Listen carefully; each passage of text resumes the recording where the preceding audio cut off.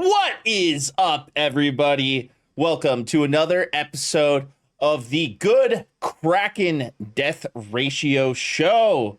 My name is Devin Stanford, aka Brevin the Dude. I am your host today. It is Tuesday, August 27th on episode 29, and I'm joined by two of my favorites in the whole wide world. Two the fucking the hunter of monsters. Garrick, I do be doing Bartholomew. How you doing, dude? actually better now that I'm on the podcast for the first time in a while. No, dude, straight up, I have had a kind of a fucking shit week up to this point. Like yesterday, like my entire workday kind of got derailed, and like at 1 p.m., dude, I just so fucking hard hit a wall and just felt like cooked shit. And so like I literally Cooked got off shit. work That and literally is I think quite I was a I think I was visualizer. yeah, dude, it was I felt horrible.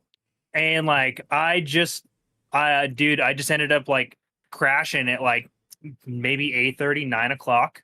Like I Mhm. remember like laying in bed and I was like, I have to like at least stay up till 9 so that I don't wake up like too early in the morning for work.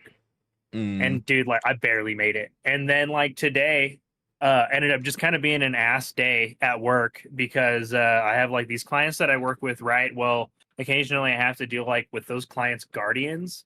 And she's been asking like what we've been doing at the end of the day. And I'm like, oh cool, yeah, we've been doing like this, that, and the other thing. Well, for like the last 3 days, every time I tell them what activities we've done for the day, I come to work the next day and I've got like a new list from a manager of shit I'm now no longer allowed to do. And I was just like, what the fuck is going on? Like, this person is literally fucking weaponizing my words every time I'm just getting like, all I'm doing is being like, oh yeah, we did this today and we did this today. And then it ends up being like, oh yeah, I don't want them to go do that thing anymore. And so I'm at the point I was like, fuck it, we're literally not going to go do anything now. And like, we're just going to stay at the office for 3 hours. And I don't fucking care if the client is bored because you've restricted me so much. I can't literally go do anything enjoyable with them. It's so obnoxious. Oh, really? Yeah, dude. That So like I is walked into work That fucking sucks. and like my manager was just like, "You look pissed." And I was just like, "I am pissed." And here's why. And I literally told them and they're like, "Oh yeah, I'll get a meeting set up with everybody." And I was like, "You better cuz this is fucking ridiculous." Mhm. Like was straight up I was just like, "I don't know if this is end up going to be a good fit and the client's not a problem, but I'm really fucking tired of dealing with their guardian already."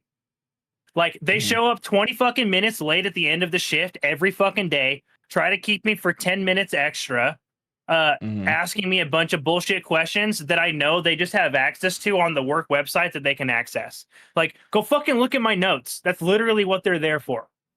Mhm. Yep. Pissing me off, man. Wasting my fucking time. I hate it when people waste my time. Same. That's why I hated doing raids with people in Destiny. Fucking amen. Guys, we are joined by top 8 Tekken champion DJ. I don't think you could say Civics. champion after top 8. Shh. Hey, Build man. the hype. Build the hype. I took Build the hype. 8th in my league recently on Snap, and I feel good about it. Hey, so. that's pretty good. Dude, no, that's pretty good. I'm I not took saying I'm not. I took second in my first league. This last league I I didn't believe play that, enough. This last one I didn't play enough, so I got like 14th. You know what I mean? Just But- enough to get like the minimum reward. Yeah. But like the first one, I was like, once I realized how good I was doing, I was like, oh, I'm in on this. You know, Hell yeah, dude. it just comes down to playing a lot. It really does.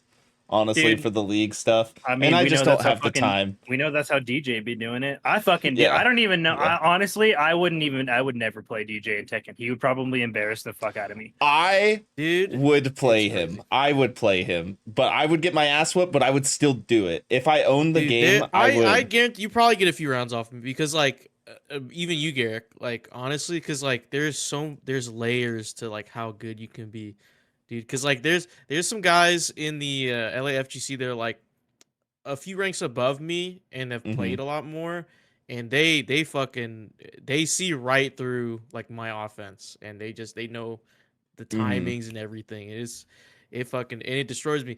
The only reason I got the top 8 was one, uh, first match in winners bracket was I consider it a Mickey Mouse win, or not a real win. Uh, What's a Mickey Mouse win?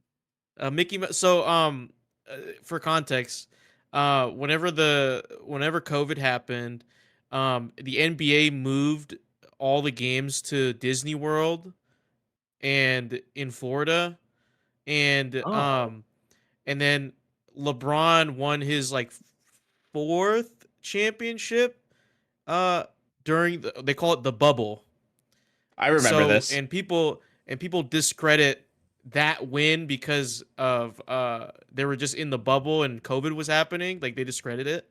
So because there's like no crowd or anything, and it's all just filmed matches on a basketball court, and they call it like a Mickey Mouse win because Disney World. But so interesting. basically just Okay, thank you meaning for a context. I fake win. genuinely didn't know that. Yeah. So the first guy I played was like, I think it was his first event and his first like, he doesn't, I don't think he really plays Tekken 8 or knows how to play fighting games, because uh in Tekken 8 there's a thing called special style. So if you press a button, there'll come up a menu, and you can basically do easy combos by just pressing one button or another button, right? So it's like so you don't have to like learn the moves. You can like, if even if you're a beginner, you can turn on the menu and like you can see it being turned on, and you can just press one button and it'll do combos for you.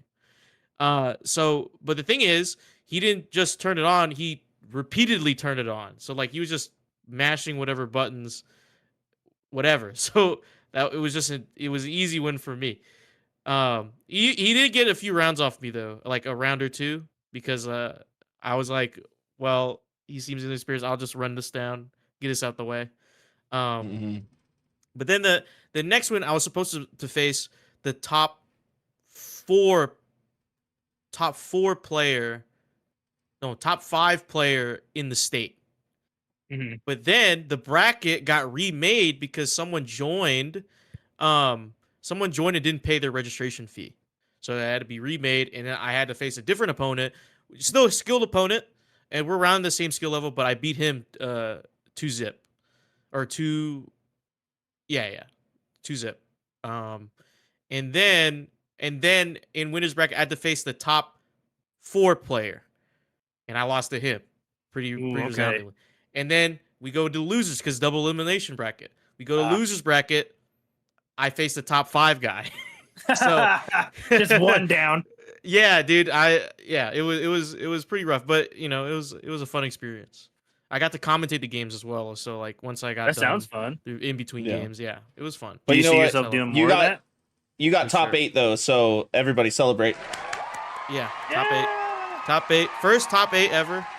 That Yeah. win, and combined with the win I got, or the 1-2 record I had in like the previous tournament like 2 months ago, has Mhm. put me 32nd in the state. So That's I'm sick. 32nd out of like That's 100 or actually so. dope. That's dope though, dude. How You're many on the board. yeah, how Yeah. many people Like like how even big being is the ranked in the bracket? state is sick. Like how many people in the bracket that I played, or like how many people in the state? In the state, like how many people? Like how big is that bracket? Let me look. I have the list. In terms of like ELO ranking, there are 110. So 32 out Dude, of that's 110. dope. Yeah, dude, you're in like the top like fucking 30 something percent, you know? Yeah, 30 some percent. Yeah, Yeah, dude. some shit like that. But the guys at the top 10, top 20, dude, they're so They're good. beasts. So Yeah. yeah, no, they're crazy. Dude, I okay, thanks for doing the math, Ernell. I appreciate you, nerd. Um but I'm just solely I'm sitting here waiting for a Soul Calibur. I need a new Soul Calibur, man. That is like my fighting game. Like I will pull up on anybody, any Soul Calibur, except for the first one. I'm not that good at the first one. But all the other ones, I will play people at. Not even worried about it. Like, that's my fighting game. Like, straight up. I just don't play people with fighting games because I know I got no shot Yeah. beating anybody at anything. I was the friend in all the friend groups that nobody would play me at fighting games. Like, if I was playing like, You might somebody be the at games- Smash though. You might all be of the at games Smash. I am like impressively good at, like are not impressive to be good at. Like, I feel like they're impressive to be good at. I feel like, Wait, like my is there a Soul knowledge on Calibur like 7? Monster Hunter is stupid. Is there a Soul Calibur 7 or is it still just 6? I thought it was just 6. I thought it was just 6. There's no 7. Yeah, seven would be the one that would be next if they don't do like a side title. But yeah, I love Soul Calibur, man. They were like the first to like be like, oh, we're gonna put in this famous character from like this IP in our game. They were like the first ones to do that with the fighting games. Yeah, you know? guest characters. Yeah. Yeah. And it's Yeah, got all the other Yoshimitsu games, too. it was like flat crossovers where it would be like one IP versus like one IP. Yeah. But like Mhm. Soul Calibur is definitely the one where like, no, we're gonna have like just a mishmash. Yeah. of Heihachi characters. Heihachi's in Tekken or not Tekken. Soul Calibur 2. Yep. Heihachi, or- By the way, Ernell, I will fuck you up with Maxi, but he's not my main. My main's Valdo. Pretty But, sure I probably played play- Raphael. I'll probably play Mitsurugi. Mitsurugi is dope. Mitsurugi's dope. He's really like slow, but if you can combo with him and block well with him, he hits hard. He hits hard. When people piss me off, I'll just use Nightmare and fuck them up though. Or Keelik. Oh yeah, dude. Or yeah, I played Nightmare Siegfried, and Raphael. I'm pretty sure Raphael was the Raphael's rapier sick, guy, right? right? Raphael's with the Raphael- fencer. Yeah. He was yeah. Yeah. he's like Raphael's my sick. main. Dude, Yeah. you know who's actually really good if you can get close? They're hard like if you go against somebody like Azeroth, but Cassandra, the chick yeah, with the short Cassandra's sword and the With like shield. Tontos, yeah. No, Oh no, no, no. yeah. Yeah. Yeah, I remember You're her thinking now. of She is Taki. really You're sick. thinking of Taki. Yeah. Yeah. She's Yeah, they made chips after her. Yeah, her and Ivy, they like definitely emphasize the jiggle physics. The Jizzle Physics. But you know what? We're not talking about jiggle physics because today Jizzle Physics. Jizzle Physics. When are they adding Jizzle Physics to video games? This is why the woke agenda is going out of whack. You know what I'm saying? We need Jizzle Physics. Jizzle physics. Yeah, we're not talking about Jizzle Physics today. That's some random game on Steam. Today we're talking about this should have been free to play. This should have been free to play from the start. And our favorite Gamescom's announcements. And much, much more. Because this is Good Kraken's Death Ratio, and we're slashing through the podcast space to be your source for all the nerdy video game news, reviews, and discussions that you want to hear live each and every Tuesday at 7 p.m. West Coast, Best Coast time. If you want to get ahead of the curve, you can head on over to our Discord channel where you can submit questions and topics to the show, get exclusive content, and have early access to episodes before they go live on podcast and video services wherever you like to watch or listen. Oh yeah. But if you spent all your credits at another shop, that is totally fine. You can watch us record the show live right here at twitch.tv/Good Kraken Show. If you have Amazon Prime, tell them, DJ. You have Twitch Prime Gaming. That's right. That means you have Twitch Prime, and we would love for you to give that to us to help us level up our game. You can also support us by going to our YouTube channel, clicking that beautiful bell and big red button, or by subscribing to our podcast channel by searching Death Ratio and leaving a review there, where you might get some Jizzle Physics. No, I don't think we have that. Hmm. Not a feature. Garrick, Not a feature. we I have. don't think we could promise that. Yeah. What?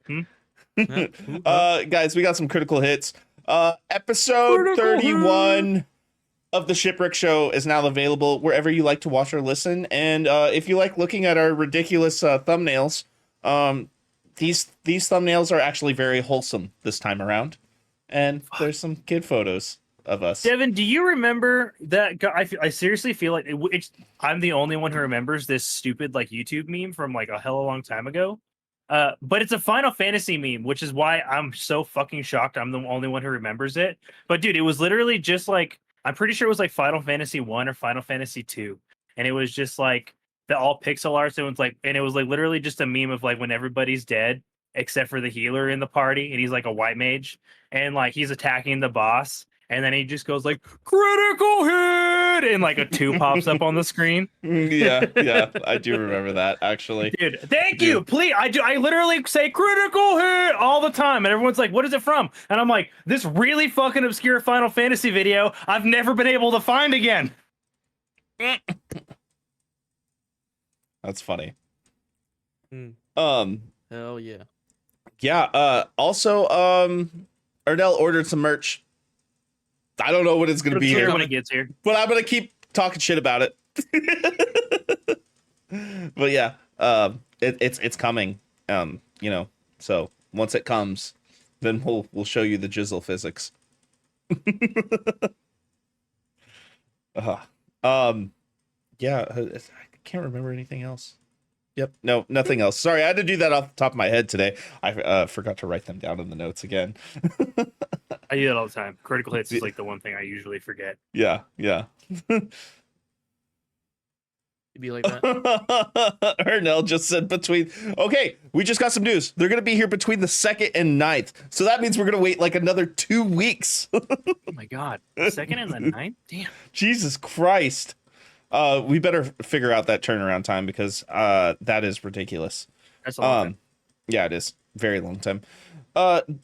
DJ, can you tell the people what we got coming up next?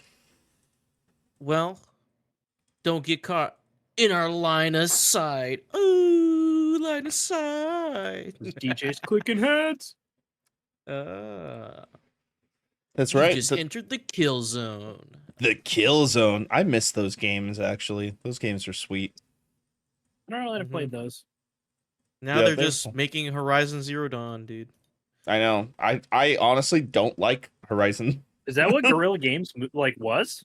Yep, that's Yeah, where they started, they- brother. Had no fucking clue. Today I learned. Two IPs I wish Sony would bring back: Killzone. You know what? And You know what's it's actually Resistance. crazy? I want Infamous back. Yeah, but now they're doing Dude, Ghost of like- Tsushima. dude, me Those too, are actually. 3 great IPs. And I mean, we can get more into this here in a second. DJ, can you get this first story? At least Sucker I know our Punch topic made for Ghost. next week.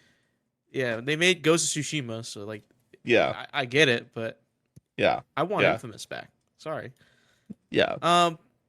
Our first line of sight article is Sony's latest big game, Concord, is flopping. This comes from Zach Zweisen at Kotaku. Sony's latest big video game, Concord, launched last week on PS5 and PC. And while the online shooter is fun and looks very expensive, it seems very few people are playing it based on some truly abysmal numbers and stats. Wow, they actually said abysmal. What a in the redundancy. article. Yeah. Concord was officially announced last year with a small teaser, then formally revealed in May via a CG trailer everybody hated, and a gameplay Yeah, video that's- that looked more promising. Fucking Kotaku. The sci-fi PvP online-only FPS isn't free to play, instead costing $40. When I played the game's beta in July, this is Zach talking. When I played the game's beta in July, I was concerned that the price tag would make it a hard sell in a crowded market. And now, looking at the numbers available, it seems like Concord might be one of the biggest flops of 2024. Concord, like fellow PlayStation published co-op shooter Helldivers 2, launched on PC via Steam as well as PS5. So we can pop over to SteamDB, a third-party website that tracks and logs player numbers, to see how well Concord is doing. And folks, the numbers are very bad. Great you added to that article. Barely anyone is playing Sony's new FPS on Steam. As of August 26th, Concord has yet to break 1,000 concurrent players on Steam. Since launching on Steam last week, the highest recorded amount of players all enjoying Concord at once is currently sitting at 697. In comparison, Helldivers 2 averages around 18,000 active players on any given day, and its peak number is 450,000. Meanwhile, Valve's not even released or finished shooter Deadlock has over 80,000 people playing it because it's on Steam. Now, a lot of people online incorrectly assume a high player count is the only metric for success for all games, which is inaccurate. But when we're talking about an online-only multiplayer shooter built around playing with other people, yeah, the numbers do matter. Over on PS5, data is harder to come by as Sony doesn't publicly share how many people are playing a game, but we can look at the list of best sellers on PlayStation's official website to get a sense of what people are buying and not buying. And Concord is currently the 37th best selling game on PSN. If this was a random third-party online shooter from a small publisher, that wouldn't be so bad. However, this is the latest exclusive game from PlayStation. Concord is just not connecting with people the way most Sony first-party games do, like God of War and The Last of Us. So now what happens? I'm not sure. I think we'll likely see some free weekends for Concord in the near future in an effort to get the shooter in more people's hands. But I also think that Sony is going to have to admit that $40 price tag was a mistake for this game and either relaunch it as a free-to-play title or give it away to all PS Plus subscribers for a month. Otherwise, it's likely that in a few weeks, nobody but the most diehard superfans will still be playing Concord on any platform. Yeah, Concord. Yep. What do you guys think? I think this game should have been free to play from the start. That's just me personally. They're competing in a space where Overwatch is free to play. There was the playtest for Marvel Rivals. That's going to be a free to play game when that fully releases. You got Valorant, that's free to play. We got the playtest for Deadlock that's been going on secretly for months and not so secretly, and that's also going to be free to play. Like, I can invite you guys to that playtest, by the way. I don't know I don't know if I'm interested in that personally. That's just me. I'm very choosy with my hero shooter and anything that's MOBA based. It plays from according to Xander, it plays more like a MOBA. So Garrick, you might like it because you like Smite. Yeah, you can. I love Smite. You can count me out of that. Third person. Yeah, you might get me there. Yeah, you can count me out on that. But yeah, I don't think this day and age and this industry and this gaming market and the community, games like this where the only offering is a multiplayer, 5v5, 6 versus 6, head to head game. I don't really think there's room to charge money for it in order to get a player base, because not only are you competing with all the other hero shooters, you're competing with all the other free to play games shooters out there. You got Apex, you got Call of Duty Warzone, you got PUBG, you got Fortnite. Like that whole space is so inadvertently competes with those too. Like exactly. Just by being a shooter, even not just being like a hero shooter. And honestly, like the multiplayer shooter market is so oversaturated. It really is, which has me slightly worried about Splitgate 2, even though I'm going to play that game. But games like Halo, which are still surviving and like have a good player count, because I looked it up the other day, there were between Xbox and Steam, it was like sitting at, I don't know, like 70,000, which is like still respectable, not bad, especially for crossplay. Yeah. But a few years ago, that number would have been like 10 times that, and versus, Halo now versus 6 years ago, they have, 300% more shooter games that they're going up against. And let me tell you, most of those people play a lot of the same games and rotate between all of them. And it's kind of like whatever's new, whatever's hot. So I just don't see a world how they thought spending putting this as a $40 game. They should have just done the battle pass model, in my opinion, and made it free to play, because that and that's like the way we see these shooters survive. I mean, people like DJ will say PUBG's a trash dead game, but PUBG is still going strong, and that was the first battle royale game that I never came said it out. was trash. Shh, it's okay. It's part of the bit. But yeah, that's my feelings on Concord. And after playing it, there wasn't. I mean, it's a pretty game. It's pretty, but it didn't really hook me or offer enough for me to go, yeah, I want to play this, even after play testing. Yeah, this is definitely one that on my end, I mean, literally just to kind of echo Devin and this fucking article, like the $40 price tag was just out and out a mistake in the genre that it's in. Like there's just straight up too many free to play games that are shooters that are at least half decent. And like I know so many of those players are just gonna be like, why would I spend $40 when I had literally any of these other games are free? I definitely feel like this will free weekends will definitely happen.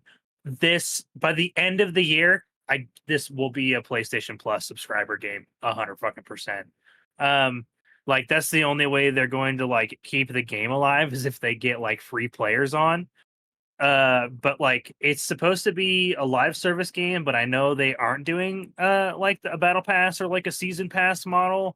So good luck to them. I don't know what a fucking live service game without that looks like. I don't think anybody else does either. I think they say they're for- doing it, but they provide it for free, like all of it for free, like the okay, like battle that. Okay, so pass. not a paid battle pass. So it's still the same thing. But all Yeah. in all, like it's just it doesn't.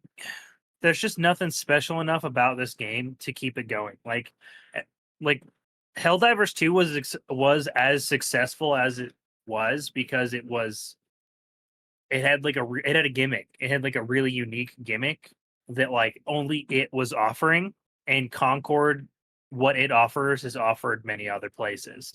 Uh and honestly, like even like with that, like we have like like the gamers are fickle. Like we tend to like most of us tend to like play a lot of the new game, like what's new, and once that new shiny thing like goes away, we are 100% going back to the games that we are most comfortable playing. Like when I fell into a rut a few months ago, I just started replaying Spider-Man 2 because I knew it was going to offer me a good solid experience. Like I'm still playing Helldivers 2 because I'm personally having fun, regardless of like the balance problems. But like I know that there are going to be so many other players that like immediately stop playing Helldivers 2 just because Space Marine 2 comes out, and they're never going to fucking touch Helldivers 2 again just because it's not the new anymore.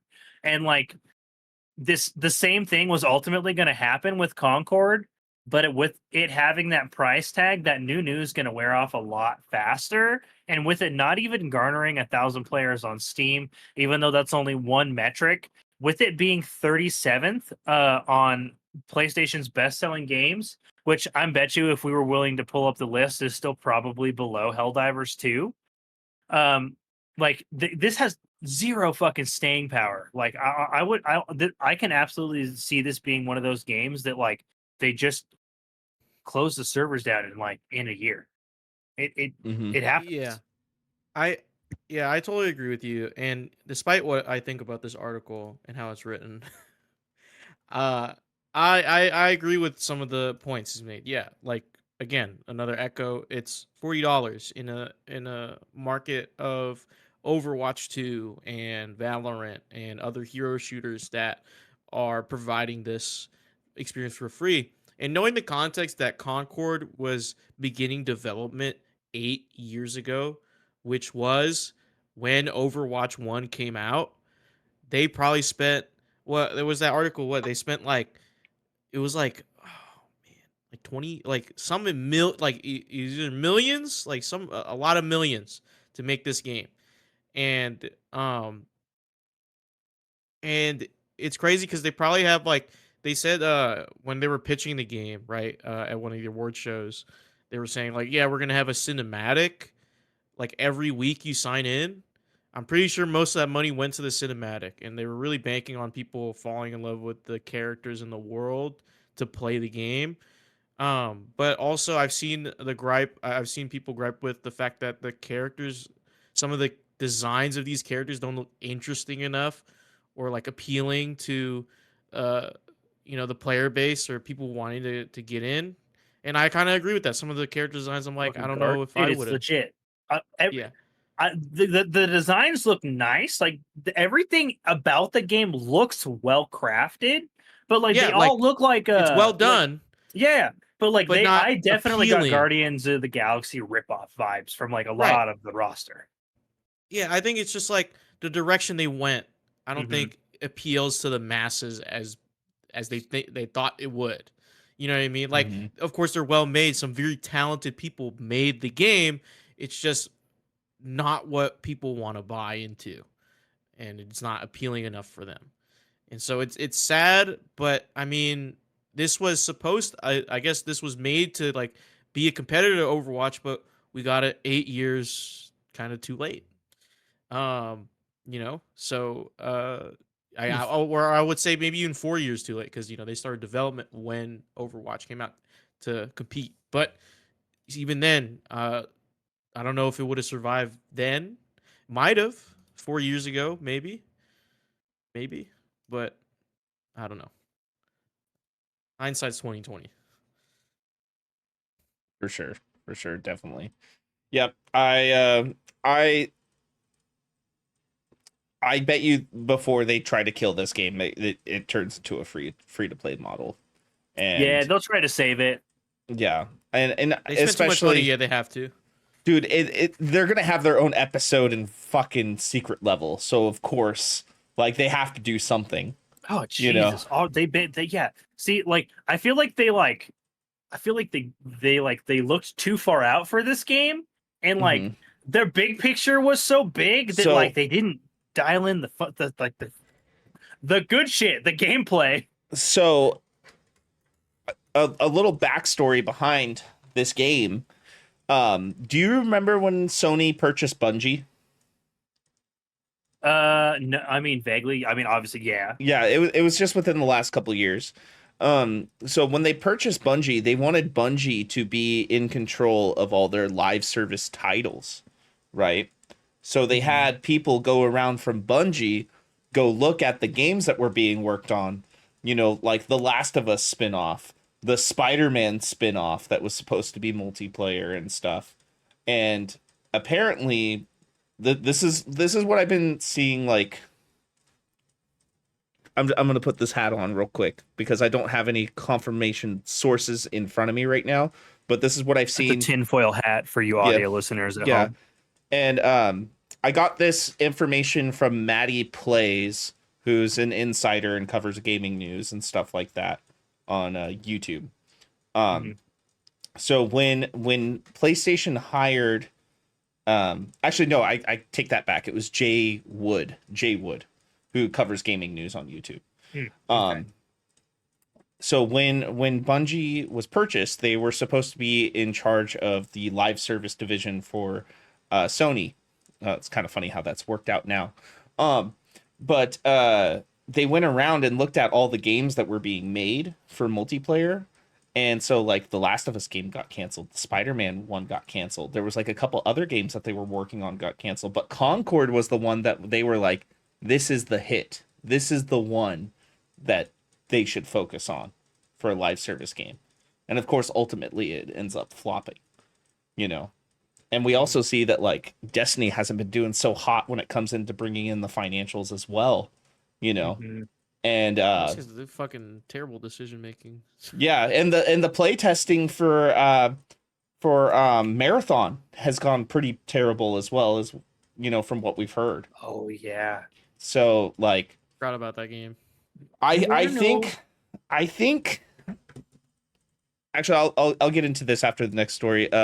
Garrick, can you take it away for us, please? Yeah, really. I like one last thing, but like, do you want to know what? And I know you'll remember this, Devin, this game specifically, but like the scope that they tried to take with Concord reminds me of like another really big like sci-fi IP flop from like the mid 2010s, Defiance. Never played it. Oh yeah. Oh, I Never played played the it. fuck out of that game, dude. You have no Yeah, idea. It but, was like fun. It it was was fun, but tied jank as fuck. jank as fuck, and it was tied to like the TV show, and it had Dude, like the TV correlations show was every cheesy, but I week. liked it. I love the Yeah, cheesy ass TV show. the scope reminded like that's what I feel like they're trying to do with Concord. They're trying to gain interest in the same way rather than just making it about like out and out gameplay. I feel like Mhm. that's what they're trying to achieve, but on a smaller scale. It sucks because after doing the playtest and seeing the cinematic and seeing like how well thought that the characters' personalities were, it's like you could have just made a story game with these characters, like 100%, and it would have been way more interesting and probably way more successful. And you could have, Had the same tethered thought. on the multiplayer as another experience, right? Like it doesn't have to be a super long campaign, like what, like 12 hours, 15, but just like something meaningful, you know? It probably would have been Yep. great.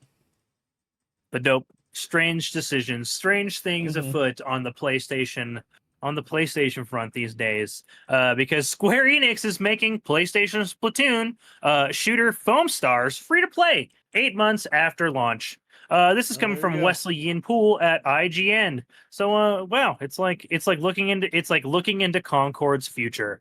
Foamstar, Square Enix take on Nintendo's mega hit Splatoon series is set to go free to play just 8 months after launch. I didn't The know it four coming out. versus oh yeah, dude, it was literally came and went. Nobody gave a shit about it. I didn't know it The come 4 out. versus 4 online party shooter launched across PlayStation 5 and PlayStation 4 in February 2024 as a premium product and straight into PS Plus for a month.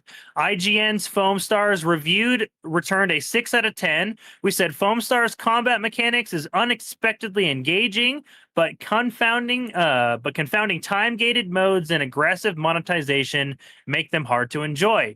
It goes free to play starting October 4th, 2024. Currently, a PlayStation Plus subscription is required to play Foamstars, but after going free to play, all PlayStation 4 and 5 owners can play for free. Your continued support of Foamstars would be greatly appreciated. Square Enix said, wow, they had to ask. Square Enix said in a post on its support site. Square Enix said it plans to give existing Foamstars owners a free legacy gift that includes these exclusive in-game items. 12 exclusive color variant Bubble Beastie skins, 1 exclusive slide board design, and 1 legacy title. Foamstars is one of 3 recently released Square Enix games to disappoint sales-wise. In May, Square Enix admitted Final Fantasy VII Rebirth, Final Fantasy XVI, and Foamstars all failed to meet its expectations for revenue and profit exclusivity problems, resulting in an overall hit to operating income for the business. Square Enix has yet to announce a sales figure for Foamstar. Probably won't. It did, however, announce a significant company reboot amid tumbling profits. Final Fantasy 16 and Final Fantasy VII Rebirth both launched on PlayStation as PlayStation 5 exclusive, and Foamstars launched on PlayStation 4 and PlayStation 5 only. But Square Enix said it will now aggressively pursue a multi-platform strategy that includes Nintendo platforms, PlayStation, Xbox, and PCs. Wow, it's like it should have been that way all the time. Overall, it's a tough time for Square Enix with a number of layoffs across its Western business amidst extensive restructuring. Dawn Trail, the expansion for ongoing MMO Final Fantasy XIV, launched late in June.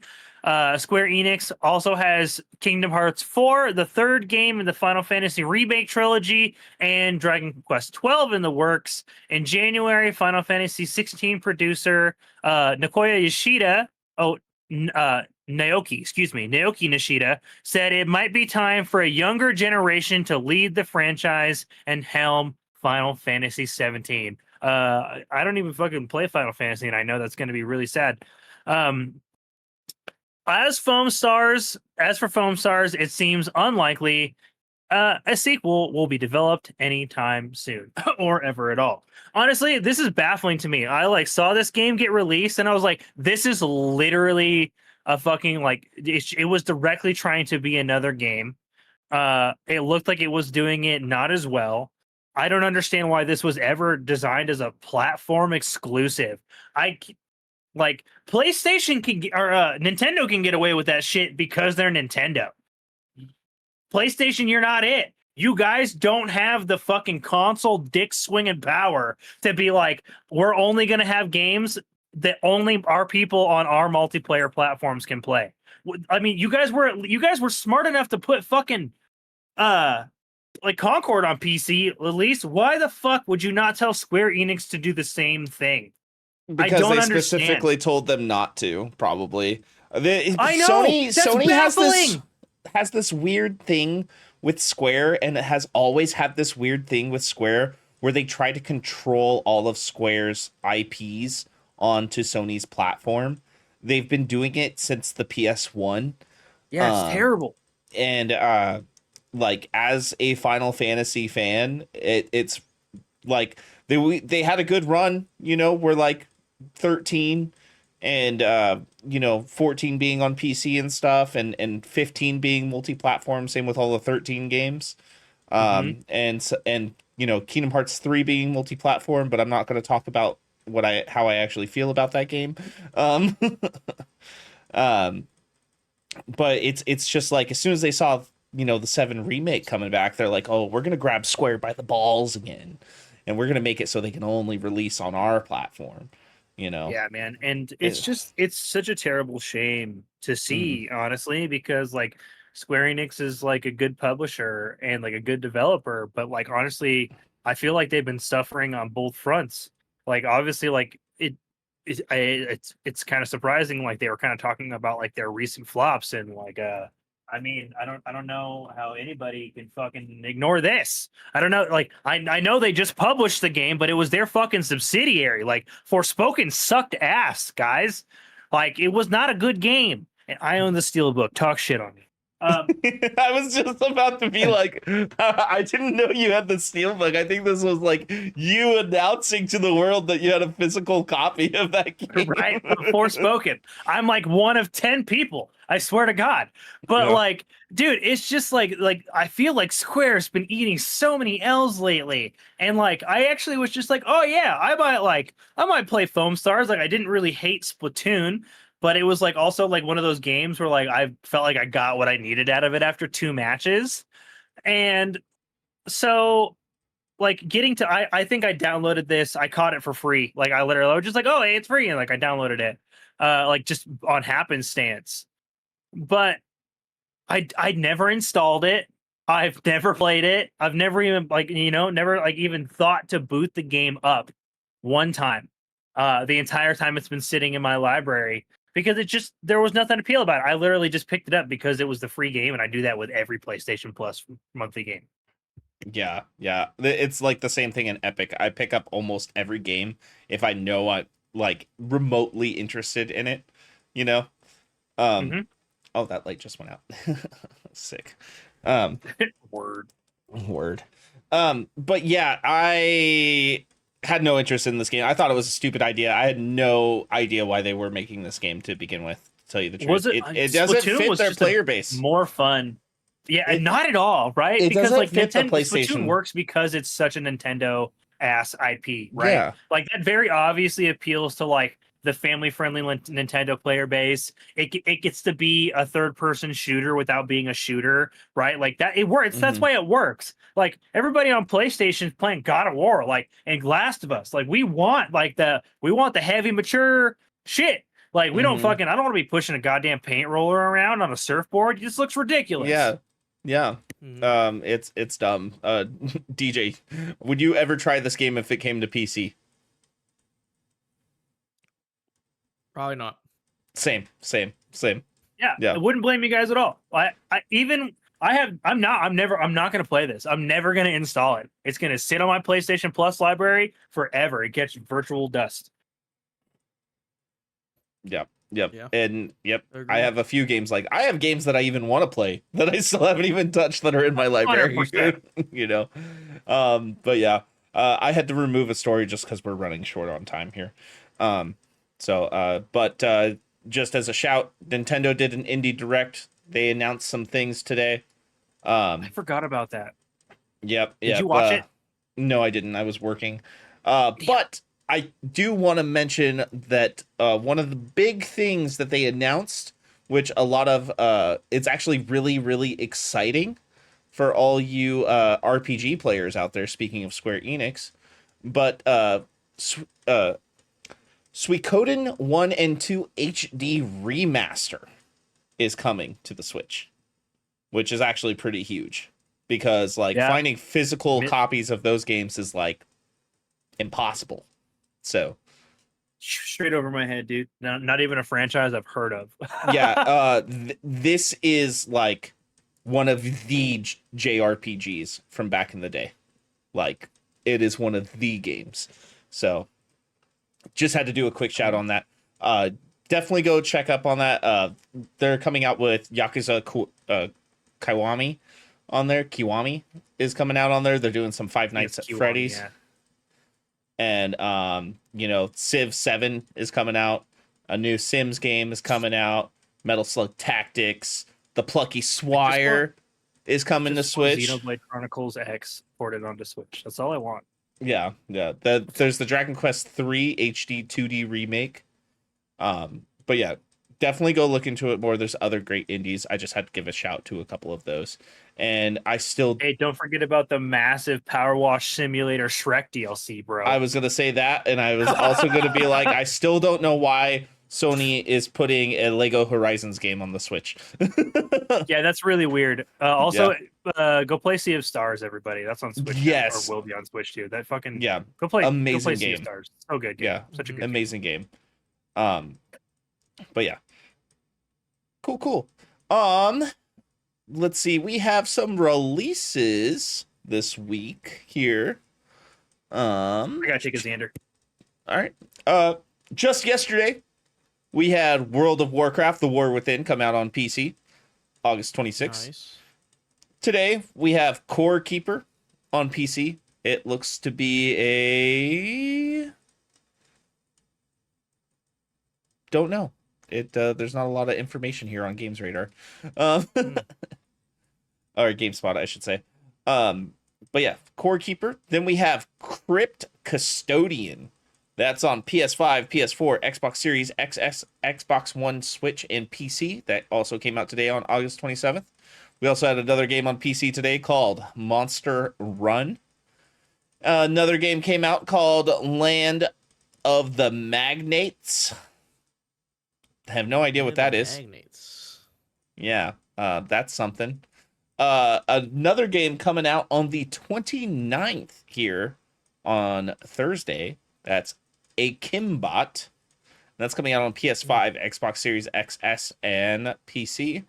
Another game coming out on the 29th is Bloodless. And then we have Emio. Yeah. Then we have Emio, the Smiling Man Famicom Detective Club on Switch, August 29th. That's some anime shit. I guarantee you that's some anime shit. Yeah, 100%. 100%. Another game that's probably some anime shit. This name is so funny. Gory with an I. Cuddly Carnage coming out on PS5, PS4, Xbox Series XS, Xbox One, Switch, and PC. Another game that's probably gonna disappoint me because for some reason they always make bad games with this IP. Gundam Breaker 4 on PS5. Yeah, well, I mean it's just another Breaker game, Switch, and the Breaker games aren't good. Yeah. Then we have Monster Jam Showdown on the 29th. That's going to be on all platforms. And when I say all platforms, I mean all platforms. Probably my most anticipated game of all of August. Squirrel with a gun. Squirrel with a gun. Yep, Squirrel with a gun is coming out on PC, and I'm going to play that shit. So yeah, Squirrel of Gun will be coming out that day. Then we also have Visions of Mana coming out on PS5, PS4, Xbox Series XS, Xbox One, and PC August 29th. And then a game that I know is going to disappoint me is Star Wars Outlaws on PS5, Xbox Series XS, and PC August 30th. So yeah, I've heard it's more of the same. Yeah. I'm seeing it get a lot of 6s. Is what I'm seeing. Dude, I'm actually really looking forward to like the start of like next week. Like next week starts off with some good games that like I'm genuinely interested in playing. And then like I feel like and then September is just a good week because I am unironically going to play the fuck out of Star Trucker, guys. So much Star Trucker on PC. I am gonna play. You're gonna play it? I'm gonna. It's coming out. It's also coming to Game Pass same day. Oh, it is. Is that Yeah. PC Game Pass or Xbox Game Pass? Also on console. I'm gonna be playing on console. Oh, okay. Yeah, I'm gonna play so much Star Trucker. I'll try that. But really, the big thing for me is dude. I'm finally gonna play Final Fantasy 16. I'm finally gonna play it. Is that is that next week? No, it's the second week of September. It's like okay. September 17th. So it's the day beginning after of third birthday. week. Yeah, I'm gonna play the shit out of that. I played the 3-hour demo already. I played it all the way through in one sitting on Steam. Yeah. So I'm definitely playing that game. All right, guys. Speaking of games, we're gonna go into our next section of the show. And you know what? What? You couldn't live with your failure. So where did that bring you? Back to me. Back to me. We're in the end game now, guys. And for the end game in our headlining topic, we are going to talk about our favorite Gamescom announcements. Now, this is not just including opening night live. I just want everybody to know that because there were some cool things that were not in opening night live as well. But I'm sure we'll have a lot of those. But we're just gonna go round table. We're gonna bring up a couple things. I know there's some really quick little announcements where it didn't dive in a lot. We'll probably touch on those when we do some honorable mentions. But DJ, I want to start with you, my friend, and if you could talk about the first, the very first game that you are interested in. Yes, sir. Well, the game that really shined through during the announcements that when I was watching was Dying Light the Beast. This is a standalone kind of it's not an expansion. It's like a standalone title. But Started as an expansion. It started as an expansion, but is now a DLC. standalone title featuring the protagonist from the first game, Dying Light, the original, and this just looks fucking really interesting. I really like the mechanic of it seems like Kyle Crane, the protagonist, he's like also like half zombie. I don't know what the fuck they're called. Yeah. So there's if I may. Go ahead. So at the end of the original game, the DLC for the following, there is like basically like there's two choices you get to make where like you basically like choose to kill a sentient volatile, or like basically you inject yourself with a serum that gives Kyle Crane like the same thing. So basically he was doomed to turn into a zombie.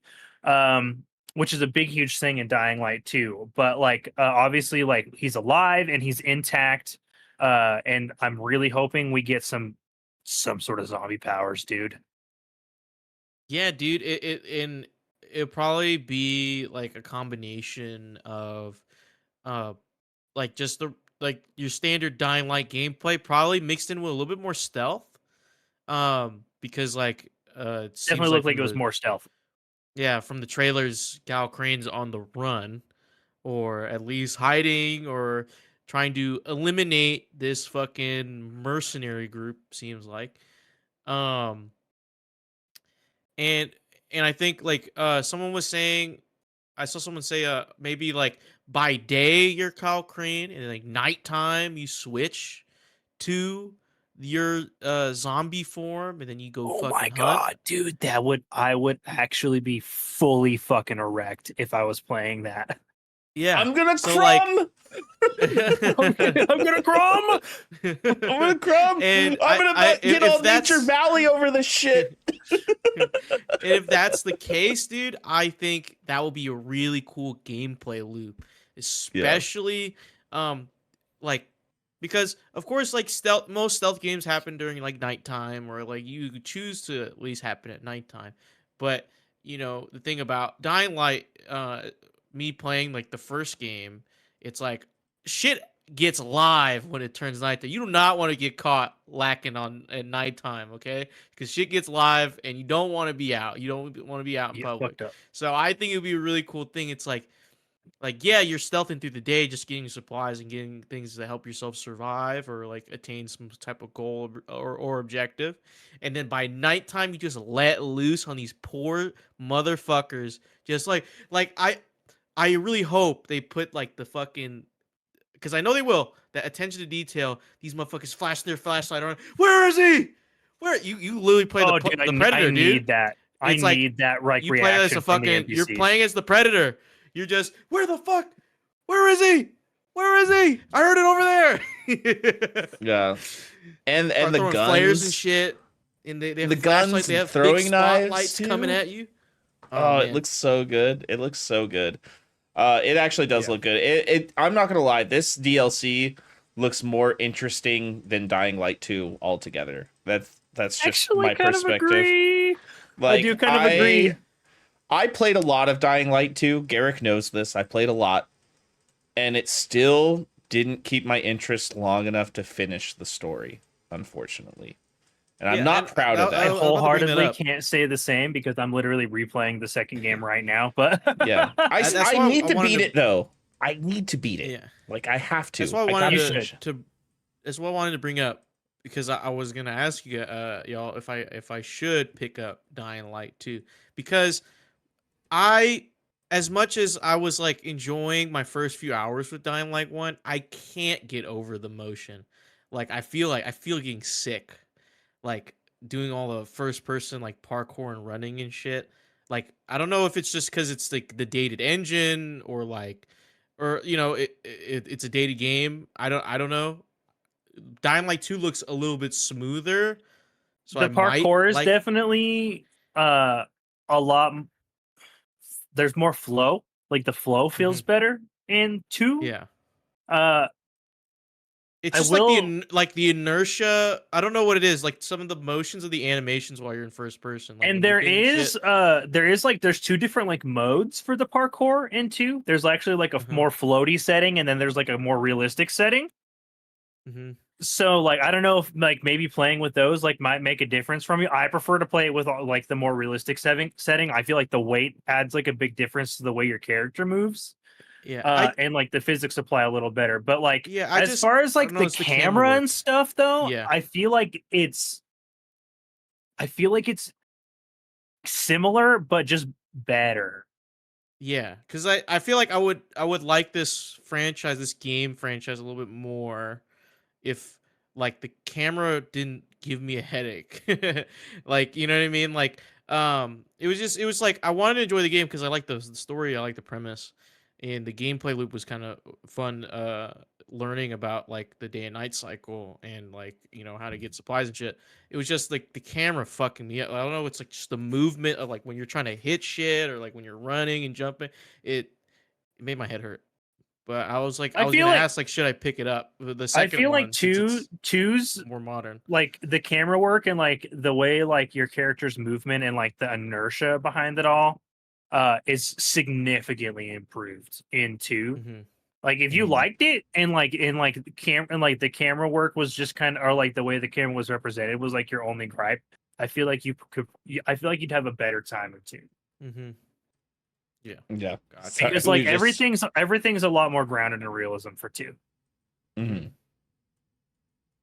Yeah, it's good. For sure. It's not terrible game. Like I need to finish it because I've gotten so far into it, and Garrick knows that I'm like far enough that I should just finish it. You're pretty fucking close, dude. Yeah. So I'm looking forward to it.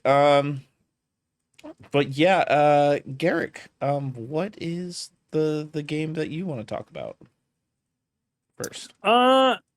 You know what? I think I'm going to talk about fucking Monster Hunter Wilds, man. We got like a new little teaser trailer that I love. I love Monster Hunter trailers so much, man. Because like they always give you like the thing that they say is in the trailer. They're like, "Oh Mhm. yeah, this trailer is going to be a monster reveal." And then they give you like the one specific monster that they really really wanted to show you. But also there's like just nuggets of little fucking just Easter eggy goodness like mixed in. And Mhm. like I fucking like I love that we got to see the new biome. We got to see like a hint of a new Elder Dragon, but I'm super super excited because the highlight of the new trailer was Lala Barina, which is which was the new monster reveal that we got that highlights specifically like that they highlighted specifically in the trailer. And it's called a what are they're like a Temnoras or like Temnocran, like it's like their classification of monster. But basically it's like it's some bullshit made up scientific whatever. But Mhm. they're essentially like an arachnid monster, but we've only got like two two two of those that I can think of that exist in like the franchise as large monsters right now at all. And they didn't even get like they're actually a fairly new classification of monster altogether. And they didn't even get shown until like the fourth generation. And so like just get like finally getting like a new classification of this specific monster is really, really exciting. Um, for me as like a longtime player, because I'm really hoping it means they'll start to bring back some other less classified monster types. Um, there's like another monster that got introduced in the fourth generation. I'm pretty sure it's the fourth generation, called Nagarala, and it's like a gigantic coiled serpent, and it uses like sound and like it basically it shoots scales at you, and it like vibrates its tail. And it like detonates those scales. Such a fucking cool thing to fight. But it's like it's literally the only kind of its of like in of its classification at all in the entire franchise. So I'm Mhm. really just super excited that like they're like upping like the breadth of the game and like the scope. And I'm hoping like and we're gonna get like new monster types. I've already dashed my hopes for a new weapon because they've already like kind of unveiled the 14 weapon types that we already have, which is an insane amount of weapons. Like we have lots of variety. But dude, I keep watching this trailer, and like the new Scarlet Forest biome looks absolutely fucking incredible because we've really only seen for the most part like the desert biome up until now. And so getting to like finally getting to see like the new biomes like has me really curious to see like I wonder if it's going to be like one large map or if we're going to have like sections like in the traditional Monster Hunters where like you go out and you're at the hub and I'm there's still so much about this game that we don't know, right? Because it could change the scope of the game forever, or it could just be a highly enhanced version of all of the things that we already kind of know and love. And now that we've got this new biome, I'm just so curious as to what is going to come next and how the biomes are going to come together and how we as hunters are going to traverse that map and get from hunt to hunt. And like what Mhm. like our in between hunts are going to look like. Dude, everything I'm just so excited. Like I just feel like there's so much to pick apart here. And in this trailer, I think it's like a minute or so in, there's this monster that we get to see out in the desert that has like these thunder fangs that like close together and zap the sand. And I love that shit, dude, because we have no idea what that monster is. We don't know what it's called. It's literally like it's probably gonna be like some big flagship for the game. And dude, it's just I'm fucking salivating, dude. I need this game directly injected into my veins. Yeah, I'm excited. It'll be a good game. It looks like they paid a lot more attention to putting a story in this one compared to the others, at least in my experience. And World has the most story up until like as far as the other ones are concerned, but this one Mhm. definitely looks like it'll have more than that even. Yeah, and I'm just stoked that it's going to be crossplay. So Thank God. it doesn't matter where we're Oh playing. God. Yeah, more games need to do that. We're all gonna play. And because it's crossplay, I know we're all gonna play, dude. I am Yeah, going to put a sickening amount of hours into this game. yeah, and here's the thing, going back to Dying Light, the problem with that, not crossplay, not crossplay. Yeah, that to this day that leaves a sour taste in my mouth. Mm-hmm. Mm-hmm. Yep. Not stoked about it. Not stoked about it. Well, guys, I'm gonna talk about my first game because I know that you guys all know that I was gonna talk about this, and we're gonna talk about Stalker 2: Heart of Chernobyl because they did a huge deep dive for Gamescom, and oh my, when? That wasn't um, opening night live, was it? no, it wasn't. They Okay, I was gonna be like, I the missed other that the other totally. game I'm gonna talk about wasn't opening night live, but it was during Gamescom as well. But they did a deep dive of like, God, it was like a 60-minute deep dive where they showed gameplay and everything and like how it functions. And I am so excited for this game. Um, it just looks you're essentially you're gonna be tracking, you're gonna be scavenging, you're gonna be fighting everything from mutated monsters to like zombie defigured like Resident Evil type stuff to like a mutated boar, you know, and people as well. And there's going to be a story. You have to navigate. It's an open world game. You have to navigate through anomalies that if you go through them incorrectly, you will die. You'll get torn apart by these things. Oh, that sounds And it interesting. looks amazing. I cannot wait. I am gonna play this game, even though I've Yeah. never played the first one. Like it looks amazing. Um, one really it looks cool zombie thing. adjacent enough for me to enjoy.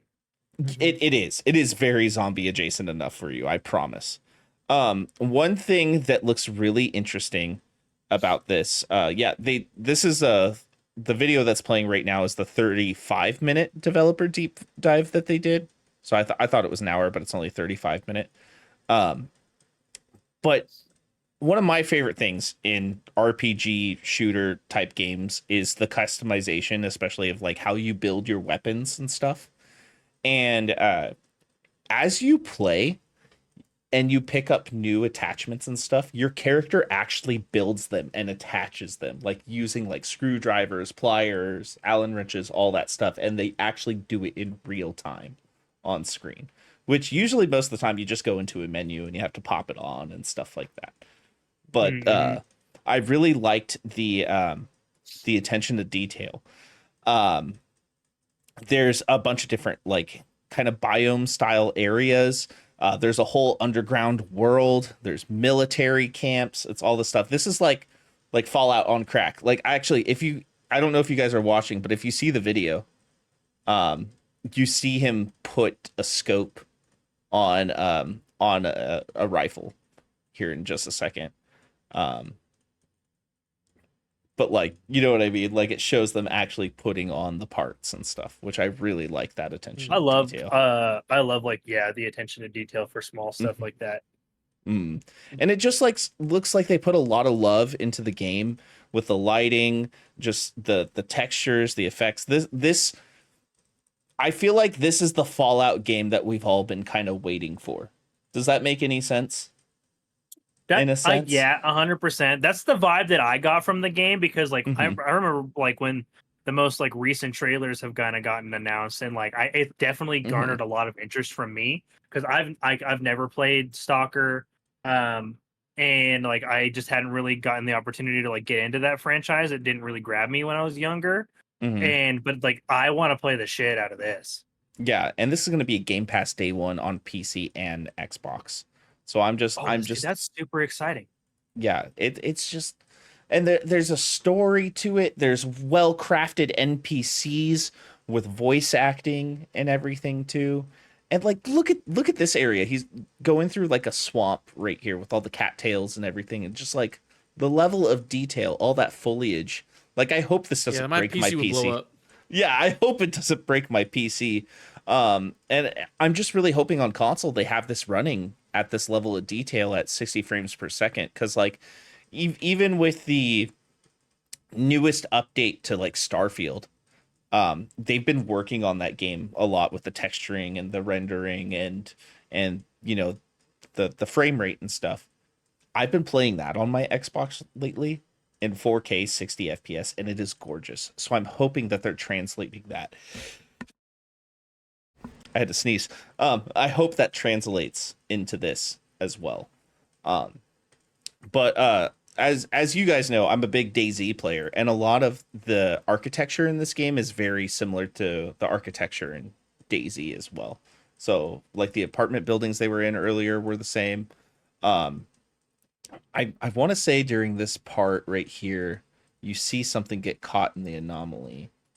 Oh yeah, so he's throwing out like these little flares, look like trying to navigate the anomaly right here. And I don't know exactly, so they can find it because you're finding these samples and stuff to have somebody study and stuff like that. They're like your rare items and stuff. But I'm really looking forward to this game, like a lot. It kind of has a similar thing to Dying Light as well. The darker it is, the more dangerous it is. You know? Yeah, I love like escalating Mhm. like mechanics like that. Yeah, yeah. So I'm really interested to see how this all goes. Um, of course, you gotta be careful. Lots of different creatures and stuff like that out there, and yeah, it just looks like my kind of game. Just my kind of game. I can't wait for it. Oh yeah. Oh yeah. All right, DJ, you got another game? Uh, yes, sir, I do. I'm also excited for Infinity Nikki. Also got another trailer at Gamescom. I believe Gamescom opening night live, and we saw it earlier this year with the PlayStation showcase. Garrick was with me on that one when we reacted to it. Yeah. That's where we saw Concord too. Yeah. Yeah, and we saw this game, and we're like, "Holy shit, this game looks fucking beautiful." And this trailer kind of solidified it for me. I'm like, yeah, I'm hyped for this game because it's just whimsical, it's fun, cutesy. I'm not gonna say it. I wanted to say it so bad, but it looks really fun. Like you get to relive, like just live out the power fantasy of being a Disney princess with all these animals around you, like worshiping you as their deity. Um, The and world it, just it looks seems like like the the music will game be world fun. looks It just looks like a great. fun game. Like I'd chillax and just put this on, Yeah. just collect Yeah. animals and like talk to them and like see, like maybe I don't know, pick some flowers because they're sad or something. It'd be It cool. looks like if there was an anime made about a Disney princess, that's what it looks like. Yeah. Yeah. I like how there's articles about it that Th- just says it's like the coziest open world game. But like this Yeah, is dude. That like the fifth installment in this franchise, and I've never heard of it before really? this. Yeah. Yeah. I've That's never heard of crazy. it either. I Yeah, never knew. Infinity Nikki is like But it's the fifth installment in the beloved Nikki series, apparently. And I've not heard of it before then. Or no maybe one's it talking just about it like it's the fifth game. No maybe Is one's it it's just an exploration game? Is that all you do? I'm not 100% probably sure. Or like maybe it's it's just not a big there Western was title. so the trailer in the PlayStation showcase, there was like something at the end. I believe I don't know if it was this game or another game. There was something at the end where like, wait, what the fuck? Um, like there's like Oh some yeah, evil it got like force. real dark for like a half second. Yeah, You're like, dude. I don't know if it was oh, this game or another game because there was a bunch of games announced that are very similar to this style. Um, so I can't remember. But the Gamescom trailer is just fully whimsical. Like just it has like a fucking yeah, straight up Disney princess vibes. yeah. there's like a day and night cycle, different landscapes, and I'm pretty sure it's probably just exploration, just like cutesy exploration. Yeah, it's like showing all this weird stuff. It's like it's going from like dancing to fucking riding a cat to being a giant to riding a UFO, and it's like, okay, so there are enemies. Yeah, There Yeah, are there enemies. is combat. Yeah. I definitely remember okay. seeing there was combat. Yeah. didn't know This this was a kind of thing. reminds me of like a Zelda game almost a little bit. You know? It definitely looks like it took a little bit of inspiration from like Tears of the Yeah. Kingdom and Breath of the Wild as far as like modern development and open world approach. Yeah. Yeah, I'm interested a little bit. I don't know. Is this that coming only out going to be this on year? PS? I think it's coming out on PS5 and PS4. Do we know if it's Oh, coming really? out on? Fuck. It If it's a is PlayStation 5 PlayStation 4, exclusive- PlayStation 5 and Windows.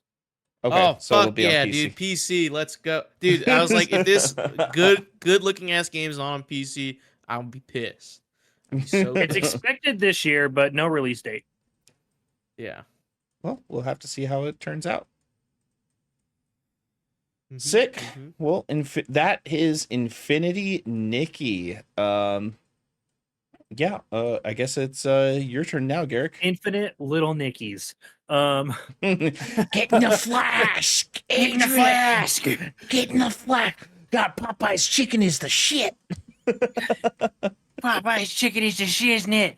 Yeah, dude, I want to talk about Dune Awakening. We got that exclusive gameplay reveal. It was like I'm pretty sure that was like a 5-minute video, like on the dot. Literally exactly what I'm playing right now.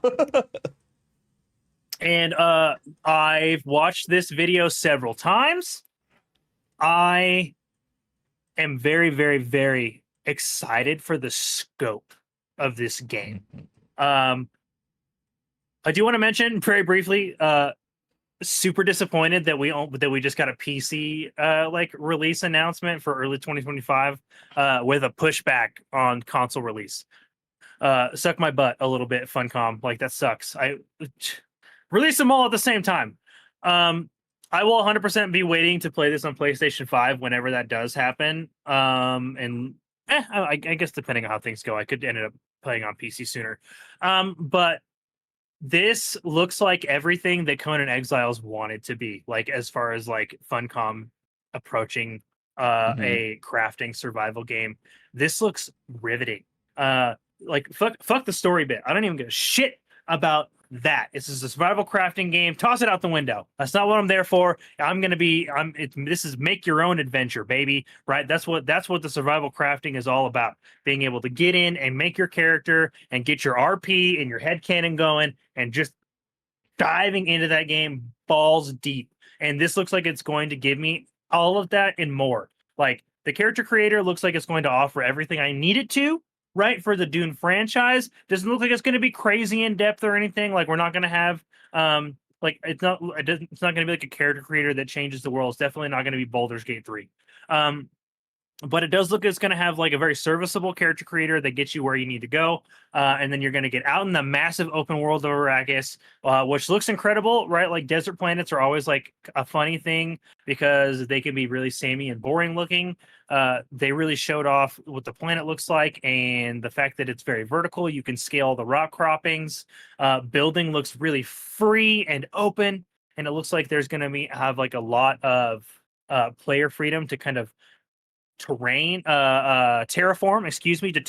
spaces for bases, which is a big thing for me in crafting survival games. I fucking hate having to build around the game's natural geometry. Like, let me flatten the space out so I can build a really cool base, please, for the love of God.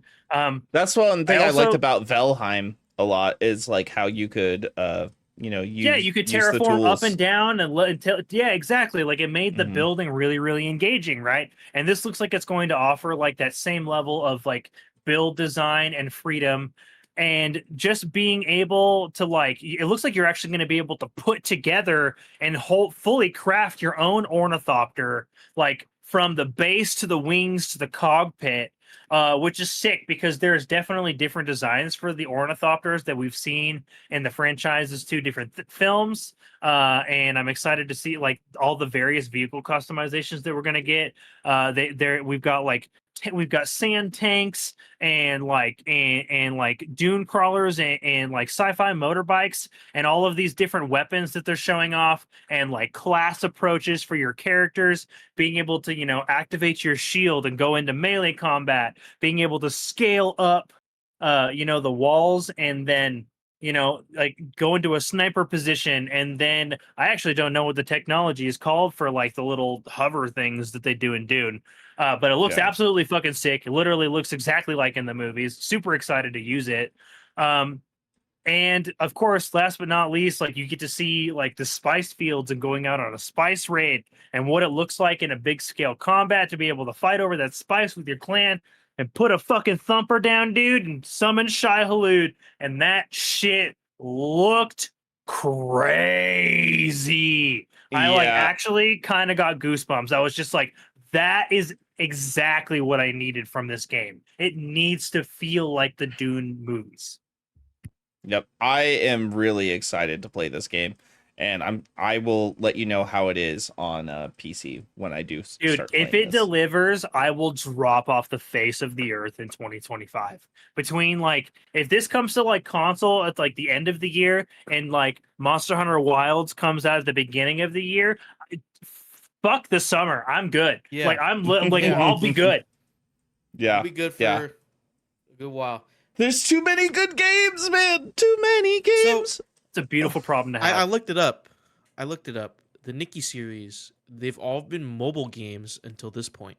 So that would explain. So it started off as like a mobile dress-up game, and then they did like a romance sim mobile game.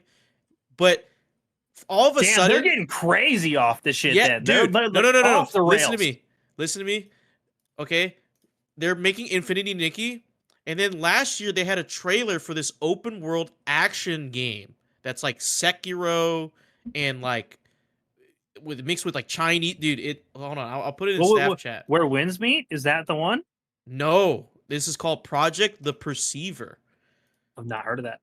Yeah, it apparently it was just they just dropped the trailer like a year ago. I don't know where this project's at. I will check that out after the podcast. Yeah, sure. I'll look into that too. Because Infinity Nikki looks gorgeous. Mm-hmm. Yeah, this looks gorgeous too, by the way. Going back to Dune though, I did want to touch on something that made me excited about this is seeing that there's different kinds of sandworms in this. Yes, they have like classifications, and I like what they did with the classifications because like Shai Hulud is like the big one that we see in Dune 1 and Dune 2, but the smaller sandworms use the design from like the 2000 sci-fi miniseries. Right, yeah. So they're like Tremors almost too. They're incorporating the other designs that we've seen from the other like Dune films into the game. So like if you're a fan of like the other sandworm designs as opposed to just the Shai Hulud, there's going to be different kinds of sandworms. Super cool, dude. Yeah, I am actually really excited for this, and we're also getting the Dune TV show too. Like the prequel series. I just hope they don't fuck it. I'm gonna watch it. I just hope they don't fuck it. It looks pretty good from what I've seen so far. That's it looks pretty good. So yeah, I'm interested to see what goes on. Guys, my next game that I'm gonna talk about is Avowed, because we did get a deep dive on Avowed, and god damn, they have turned it around for me. It looks great. They have incorporated D&D rules. They have damage counters that you can turn off and on. It's confirmed you can go first person or third person, just like you can in any other Elder Scrolls game. Hell yeah. Also, we'll be turning off damage numbers instantly. I hate damage numbers. Yeah, same. I don't mind damage numbers in certain games, but I don't want damage numbers in this game. RPG. It's immersion breaking as fuck. Yeah. I like damage numbers in Borderlands, you know. Yeah, we're like Yeah. a game where like you're tracking something where a damage Yeah, like increase Destiny makes sense. or Borderlands. You know what I mean? Those are the games I like my damage numbers in. But it looks so well crafted. It looks beautiful. Like the landscape is just unique. It's colorful. It's vibrant. It changes with each kind of biome, cave, town, creatures they're fighting. Like it looks good. You can dual wield wands and you can just use wands. They have class that. specifications too, so you can be like a mage, a wizard, a rogue, an archer, a fighter. Like they have the classic classifications from like D&D in this as well. It's in the Pillars of Eternity world. It's literally a sequel of Pillars of Eternity, which is really cool. So it's based in the same exact world. So you're going to see a lot of those locations and stuff like that from those games in this one. I The never finished magic, that game. I never will either. The game's hard. It's hard and it's big. Yeah, yeah. Um, I will say the one disappointing thing about this is at launch it is only going to be 30 FPS on console. I did So yeah, I think that's really disappointing. But they turned it around on for Starfield recently, so I'd imagine that they're going to be doing something same. Also, there has been a lot of discourse about that, so I wouldn't be surprised if this game gets delayed a little bit more again for them to work on that. But even with Starfield, it's 60 FPS even on the Series S now, by the way, Garrick. With that. Oh, actually, that's nice. Yeah, and I've been playing a lot with the update that they announced at Gamescom, and it's really good. They added a whole new faction as a bounty hunter faction, and they added dune buggies and stuff. I did see that they added like the vehicles. And they're great. They're great. They feel good to drive. 100%, and they look awesome, and the way that they move is like believable too. So, and they have guns too, like little turrets and stuff that you can use. Oh, It's like really on cool. the vehicles. Hell yeah. Yeah. But anyways, I'm actually really excited for this game. As it is right now, this game is coming out in February, right around my birthday. So happy birthday to me. I'm going to be playing the crap out of this game, no matter what people think, because this is a Devin game. 100%. This is a Devin game. And I'm really looking forward to this game. Obsidian always hits the mark on their writing.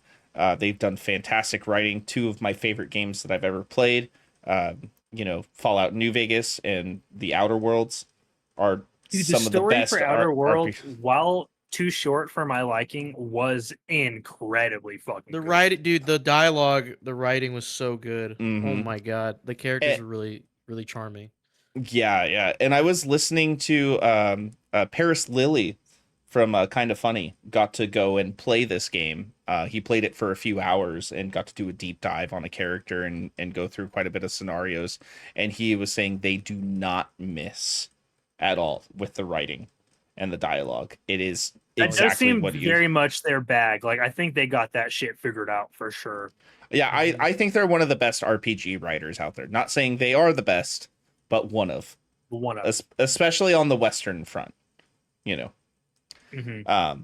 So yeah, I'm looking forward to this. The combat is kind of exactly what you would expect out of a game like this. It's very Elder Scrollsy.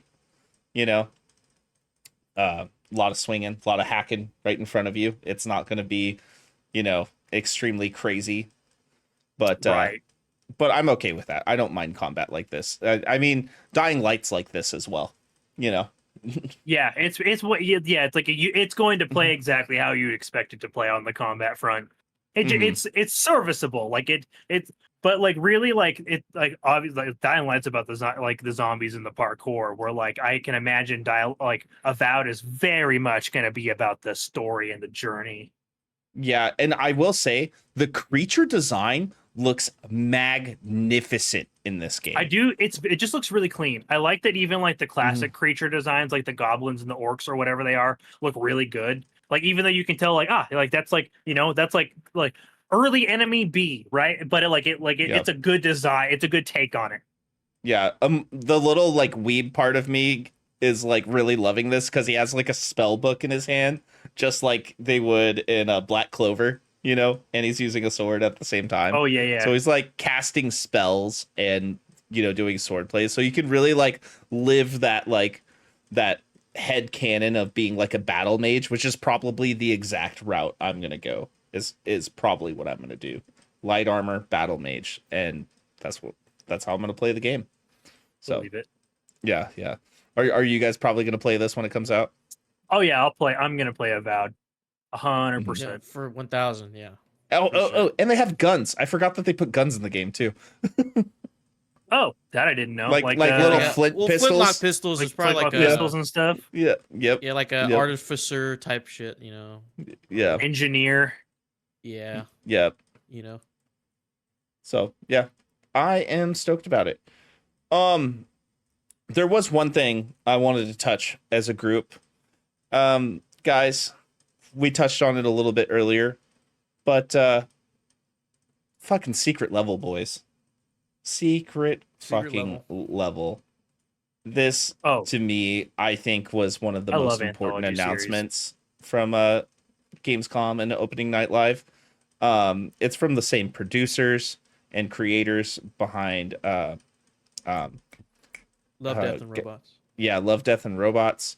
And Blue Point is actually responsible for doing the cinematics for this show. So Blue Point, the same they're like the remake studio. yeah.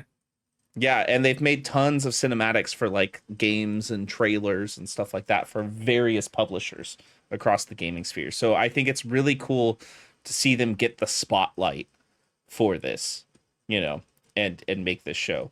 And there's so many IPs that we've all loved. And Keanu Reeves is the operator for the Armored Core episode. Are you kidding Dude, me? that Like, shit's gonna go so hard. I did not even know that I needed that in my life. So Yeah, but I one do. thing I really hope that they do is with all the IPs and the characters that they are using, is any character from those games, I really hope that they got the voice actors from those games to reprise their roles, if that is one. Like, especially with having Kratos, like Christopher Judge better be voicing Kratos. Oh yeah, it needs to. It needs to be Christopher Judge. Like, I need that in my life. Also, we're getting a Space Marine episode, which is just going to be amazing. That in itself, we're getting a Sifu episode. Yes, dude, so excited. They're doing Ghosts of Tsushima, and Outer Worlds as well. They're doing an Outer Worlds episode too. So, good. Lots of good things coming. Yeah, guys. Oh, I did not mean to do the intro.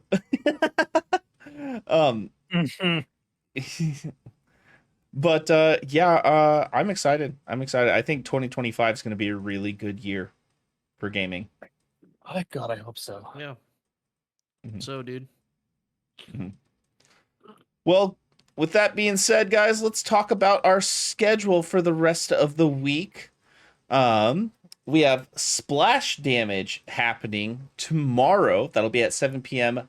West Coast, Best Coast time.